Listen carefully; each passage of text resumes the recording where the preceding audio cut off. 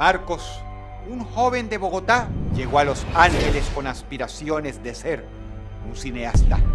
Se había abierto un foro en Reddit llamado /me. En él hablaban de películas de terror clásicas. Un día, Marcos pautó una reunión. No mucha gente asistió, salvo una usuaria cuyo nickname era KillMe97. Una película de terror clásica debe tener 3 elementos principales. El primero, por supuesto, un asesino. El segundo, una locación tenebrosa. Y el tercero, una rubia pechugona para ser masacrada.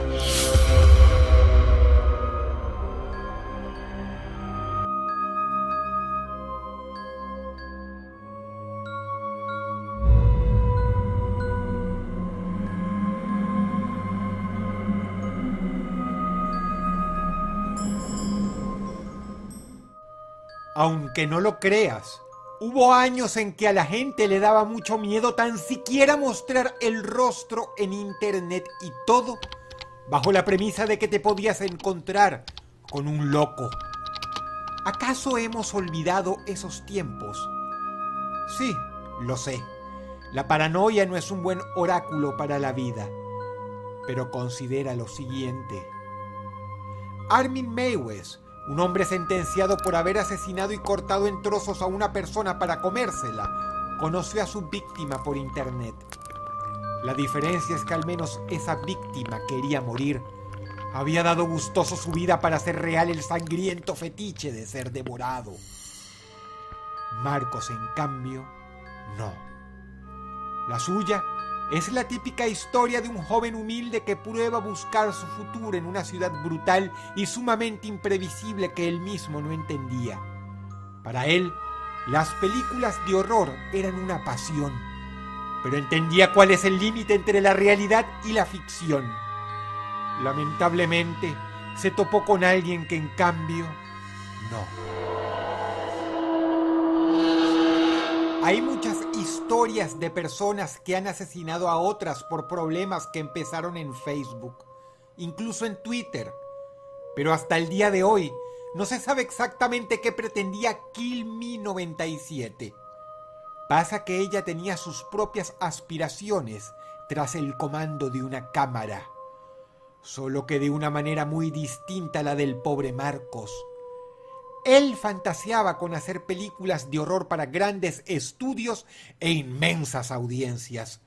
Su mayor sueño, quizá, era crear a su propio ícono del horror, como el maravilloso Wes Craven, que en paz descanse, hizo no una, sino varias veces. KillMe97, ayudada sin dudas por su sexo para camuflarse un poco, tenía en mente un futuro para sí misma infinitamente más siniestro. Y escucha muy bien lo que te voy a decir, porque lo creas o no, existe gente así en internet y no son tan pocos. Su ídolo no era Wes Craven, su ídolo eran escorias como Peter Scully, el creador de Daisy's Destruction, video de la Deep Web en el que masacraron a una niña. Ella quería iniciar su carrera no como cineasta, sino como directora de videos snuff. Quería convertirse en una estrella del género, y para dar inicio a tan grotesca faena, tenía a Marcos en la mira. Esta mujer sumamente inteligente sabía muy bien el potencial que tiene Internet. Sabía que los emprendedores de hoy en la red serán los grandes mediáticos del mañana, y deseaba ser una precursora. Quería su parte del pastel, fantaseándose a sí misma como la mejor fuente de videos de asesinatos en la Deep Web, y de paso enriquecerse con ello. KillMe97 quería ser la persona a la que cualquier depravado con mucho dinero que tiene un fetiche completamente degenerado tenía que acudir para verlo hecho realidad. Y en su debut infligió horrores indecibles sobre Marcos. ella lo grabó, si le dio tiempo de editarlo y subirlo o no, es algo que no se aclaró nunca. Te pregunto a ti, que eres la audiencia, ¿de casualidad viste a Marcos en algún video de la Deep Web? Insisto, la paranoia no es un buen oráculo, pero ¿sabes qué? Muy cierto es que las apariencias engañan y que puedes esperar lo absolutamente peor de la persona menos esperada.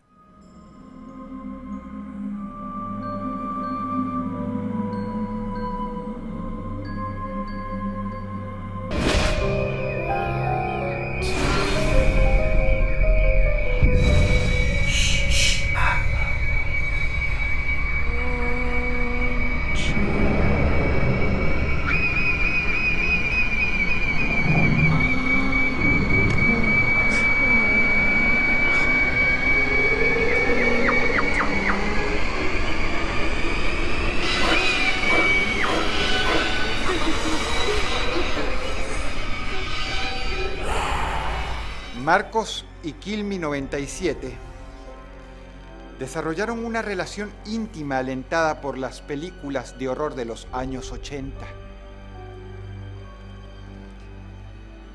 Tiempo después, el cuerpo de Marcos fue encontrado en una playa lejana a unas horas de Tijuana, con el cuero cabelludo arrancado.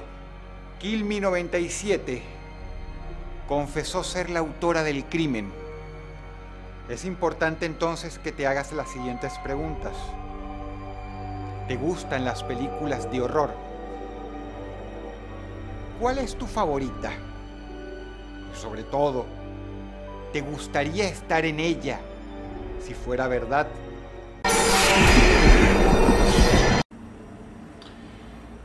El largo y profundo libro de la historia de los juegos de video tiene leyendas maravillosas sobre logros tecnológicos, logros empresariales y un sinfín de cosas maravillosas que se lograron en un nuevo emprendimiento. Pero como todas las cosas que han estado el suficiente tiempo entre nosotros, y es innegable en el alma humana, también hay leyendas oscuras, leyendas que no son sino un testimonio fiel de que el hombre no solo incursiona en nuevos terrenos, en este caso tecnológicos, por mera curiosidad. También se le ocurren maneras de hacer daño de formas poco convencionales.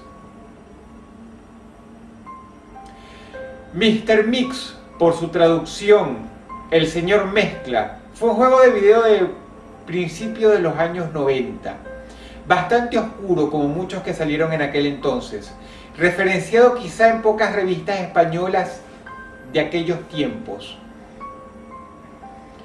El concepto era simple, y no solamente simple, quizás fue pionero de un montón de videojuegos que salieron después. Se trataba de un cocinero de aspecto gordo, pálido, bien pixelado, que iba poniendo ingredientes sobre un bol amplio de cocina.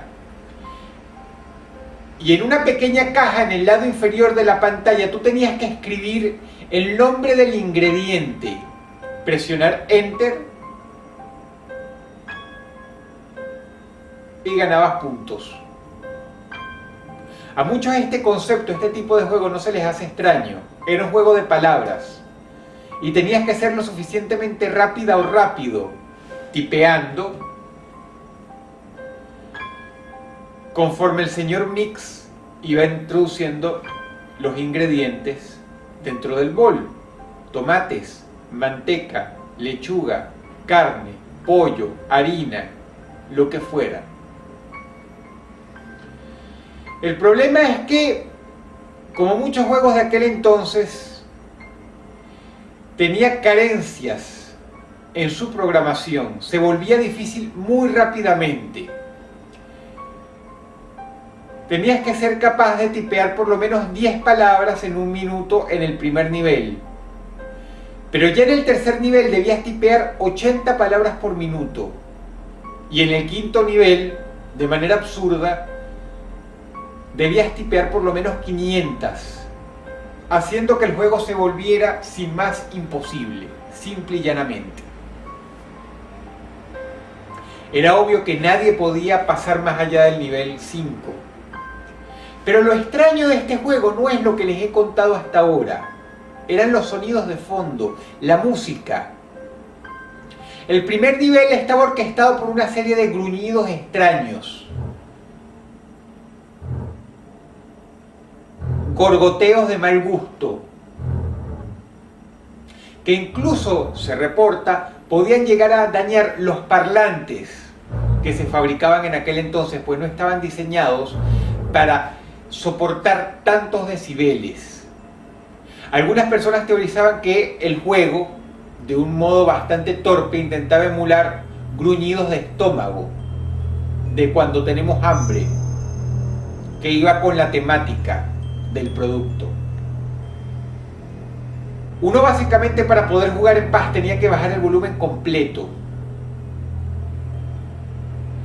El segundo nivel también estaba compuesto por gruñidos, pero si se quiere, a decibeles todavía mayores.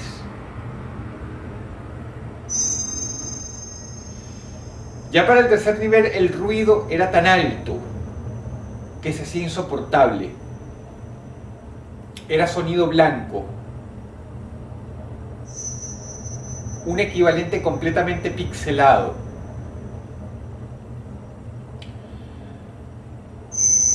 Pero quienes tenían paciencia y se tomaban la molestia de analizarlo, así sea con un volumen muy bajo, ese sonido blanco insoportable, como el de un canal sin señal en la televisión,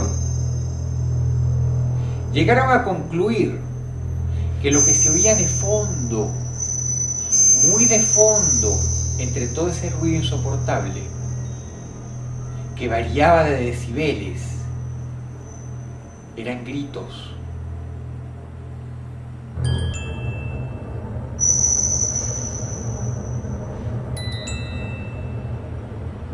El juego pasó a la larga lista de leyendas urbanas y desapareció en una época en la que todavía no había internet.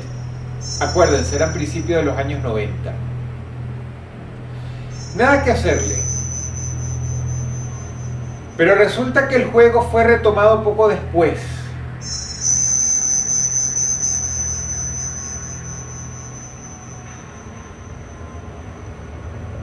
Y ahora las cosas eran distintas. Porque si bien Mr. Mix fue un juego para Amiga, esas PCs viejísimas, resulta que ahora uno podía analizar mejor el archivo del juego. Y eso hizo un grupo de personas que abrieron el archivo y empezaron a ver lo que les interesaba, más allá de los sonidos, era ver qué había más allá del nivel 5 que nadie podía pasar. Se dieron cuenta de que faltaba un solo nivel, el 6, y uno terminaba el juego después de eso. Pero cuando intentaban colocarlo, se disparaba un archivo que empezaba a llenar la computadora de porquería, de archivos que solamente eran pesos muertos para llenar el disco duro. Los programadores se sorprendieron porque vieron que la carpeta empezaba a llenarse sistemáticamente. Para la época en que fue programado el juego, eso hubiera hecho inútil a cualquier computadora, porque tenían poco peso, pero estamos hablando de algo mucho más actual. No es fácil llenar un disco duro de más de 500 gigas. Así que el sistema de seguridad colocado en el juego de Mr. Mix fue realmente inútil. Lograron deshacerse de ese bit, de ese archivo que disparaba ese código de seguridad absurdo, y lograron meterse en la carpeta del nivel 6. Nadie sabe por qué, nadie entiende cómo en esta historia real. Pero la carpeta estaba llena de fotos horribles, en blanco y negro, pixeladas, de muy mala calidad, de poco peso. Fotos de mutilaciones, de asesinatos, de amputaciones, de escenas asquerosas, que pocos años después de todos modos se podía encontrar en un sitio como Rotten.com o Gore Gallery.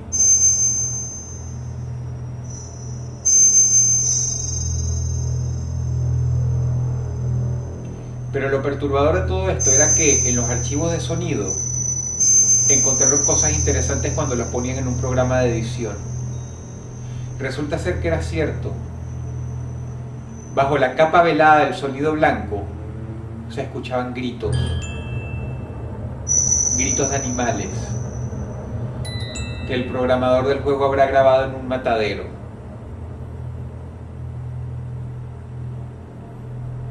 Nunca se entendió por qué la persona que programó este producto hizo semejante cosa.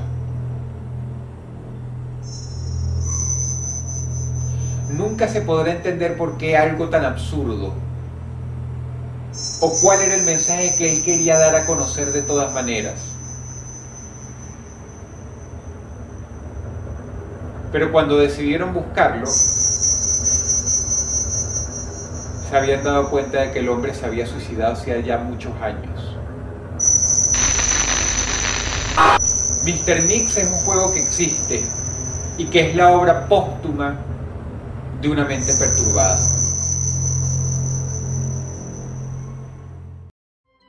Las fiestas están llenas de sorpresas, pero esta no estaba destinada a ser una fiesta normal. Cuando Happy el payaso llegó, la gente jamás pensó que aquella iba a ser su risa final.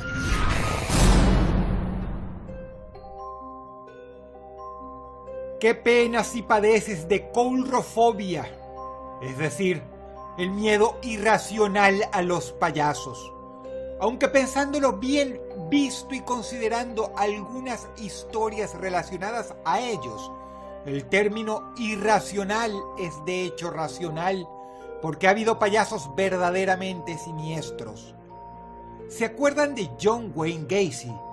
Un hombre que iba a fiestas de niños con su alter ego llamado Pogo, y resultó ser uno de los peores asesinos seriales en la historia y el más sanguinario y tétrico asesino serial de niños que ha existido. Esto que acabas de escuchar es verdad. Pasó, no es un invento. Pero no mucha gente sabe que hubo otro asesino parecido a John Wayne. O peor aún, tú serás el juez. Los detalles de Happy the Clown son tan sórdidos, tan grotescos, que no solo hay quienes dicen que semejante historia no puede ser real, sino que además algunos aseguran que tras ella hay cierta aura sobrenatural. Happy fue tan visceral con sus víctimas que no alcanzó a ser un asesino serial en el sentido típico de la palabra, sino que básicamente es una llama que se extinguió en una tarde. Es la historia clásica del asesino que explota en un lugar público, con la diferencia de que él era un payaso y, más importante aún, no lo atraparon nunca. No se sabe exactamente qué había pasado en la vida de este hombre. Solo se sabe que era una persona a la que se podía contratar por poco dinero para que entretuviera a los niños durante las fiestas. Como no quedaron testigos, no se sabe qué aspecto tenía. No pasó mucho tiempo desde que Happy empezó a hacer su espectáculo en un escenario completamente improvisado.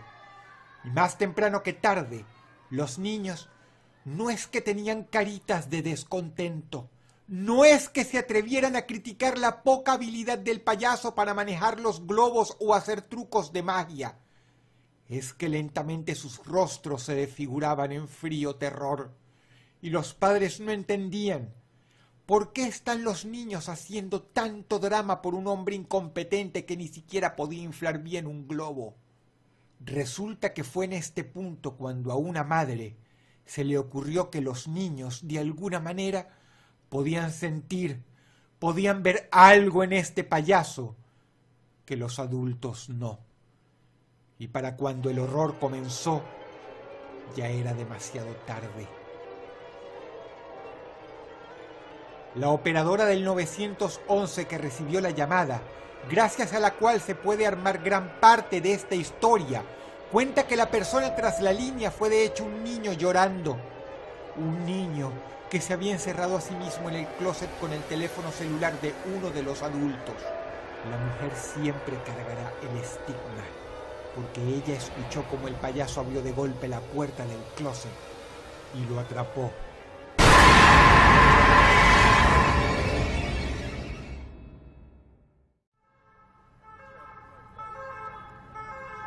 13 niños murieron, uno de ellos camino al hospital con la mandíbula colgándole del pecho.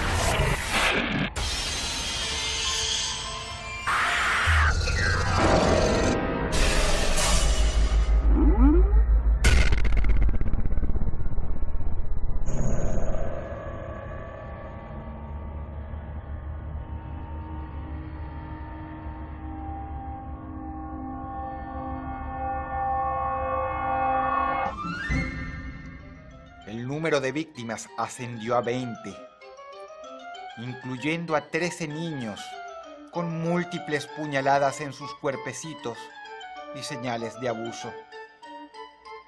El único sobreviviente murió de camino al hospital y nunca dijo una palabra sobre los actos inenarrables que presenció. ¿Te dan miedo los payasos? Si tú hubieras estado en esa fiesta, ¿qué habrías hecho para sobrevivir? Te invito a que me lo digas abajo.